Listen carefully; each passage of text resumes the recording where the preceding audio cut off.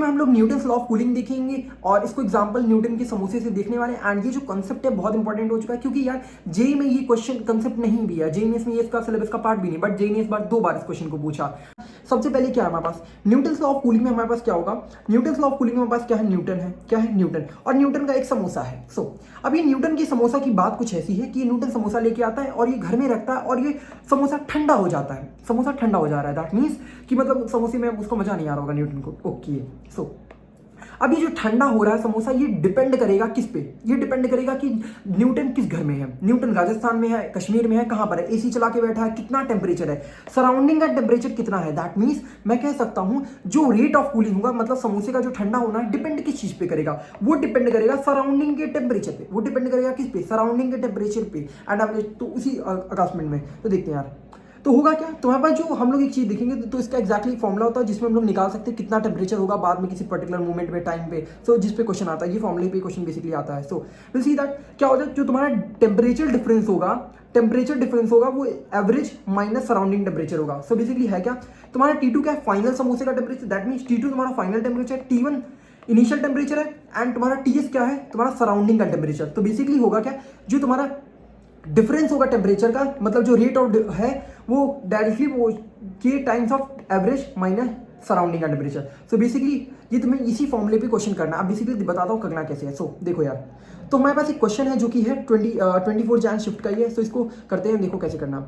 Basically given क्या है, question में गिवन है टेम्परेचर बॉडी का, एक बॉडी है, इसका टेम्परेचर क्या होता है 40 डिग्री पे था, देन उसके बाद फॉल करके 24 डिग्री पे हो चुका है। कितने टाइम में, 4 मिनट में हो चुका है ये काम भाई। ठीक है यार ना। और बोला जा रहा है temperature of air 16 degree. Temperature of air कहने का मतलब है कि सराउंडिंग की बात कर रहा है, that is temperature of surrounding. ये कितना है तुम्हारे पास, 16 डिग्री सेल्सियस है। ठीक है, मतलब जिस एटमॉस्फेयर में ये पूरा काम हो रहा है उसका कितना टेम्परेचर है, 16 डिग्री सेल्सियस। That's it.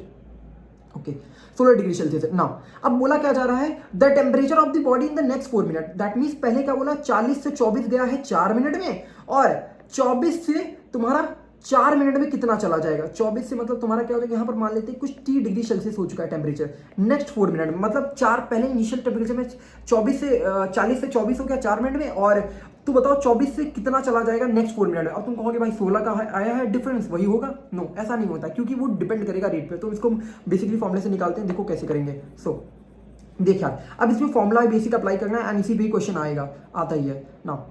देखो होगा क्या, सबसे पहले क्या करेंगे, T2 minus T1 divided by कितना हो जाएगा तुम्हारा, कितना टाइम, एंड देन तुम्हारा K times of average temperature T2 plus T1 बटे 2 माइनस टेम्परेचर ऑफ सराउंडिंग। तो बेसिकली इस पे फॉर्मुला लगाएंगे, कितना हो जाएगा 40 माइनस 24 डिवाइडेड बाई, तुम्हारे पास टाइम कितना है 4 मिनट्स, एंड तुम्हारा K times of average temperature कितना हो जाएगा 40 plus 24 by 2 minus surrounding temperature कितना है 16। दैट्स इट ना। अब देखो 40 माइनस 24 कितना गया, 16 by 4, and that is 40, 40 plus 24 कितना हो गया 64 by 2, that is 32 minus 16, that is around कह सकते हो ये हो जाएगा 4, एंड 32 माइनस 16 कितना हो गया तुम्हारा 16, and that is, and you are getting यार 16 के। ठीक है यार, तो तुम्हारा क्या होता है, की वैल्यू कितनी हो जाएगी 1/4, तुम्हारा के कितना आ गया 1/4। अब तुमने के निकाल लिया है। ठीक है, अब इस पहली बार लगाया तुमने तो तुम्हारा कितना आ गया, के आ गया। पहली फॉर्मूले जब एक बार अप्लाई करते हो तुम्हारे पास एक कांस्टेंट की वैल्यू पता चल जाती है ना।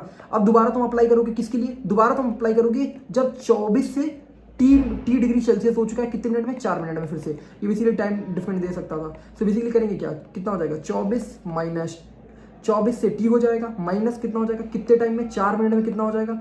बेसिकली के की वैल्यू हमारे पास मिल चुकी 1/4, एंड कितना कर देंगे 24 plus T divided by 2 minus surrounding temperature we have is 16। Surrounding का टेम्परेचर सेम मानते हैं हम लोग कि उसके बाद है, तो कितना हो जाएगा बेसिकली 4 कैंसिल, एंड हमारा कितना हो जाएगा 24 minus T equal to 24 plus T minus कितना हो जाएगा 16 दूनी 32, और ये 2 से मल्टीप्लाई हो चुका है। सो कितना हो जाएगा 48 minus 2t equal to 24 plus T minus 32। So will see that कितना हो जाएगा, ये तुम्हारा आ गया, इधर कर देते हैं, कितना हो जाएगा 3t, एंड ये तुम्हारा इधर आ गया, तो तुम्हारा 24 में 48 24 प्लस 32 बेसिकली t तुम्हारा कितना 4 to 6 एंड 3 to कितना हो जाएगा 5 ना 56, एंड ये तुम्हारा 3t तो रह जाएगा। तो कितना कह सकते हो तुम्हारा कितना आ जाएगा 56/3 the final temperature. So calculation वाला पार्ट देख लेना, एंड तुम्हारा क्या हो गया, क्या करना है बेसिकली एक बार फॉर्मुला लगाओ एक क्वेश्चन मिलेगा, दूसरी बार फॉर्मुला लगाओ तुम्हारा दूसरा क्वेश्चन मिलेगा, एंड यही तुम्हें फॉर्मुले पे क्वेश्चन, इस फॉर्मुले पे क्वेश्चन आते हैं। ठीक है, एंड पहले भी आते थे बट जेएमएस ने हटा दिया था, फिर इस बार इन्होंने फिर से पेपर में पूछ लिया। ठीक है, आई होप समझ आएगा, अगर नहीं समझ आया कुछ बात तो मेरे को बता देना कमेंट सेक्शन में, I will reply to that thing. Okay bye.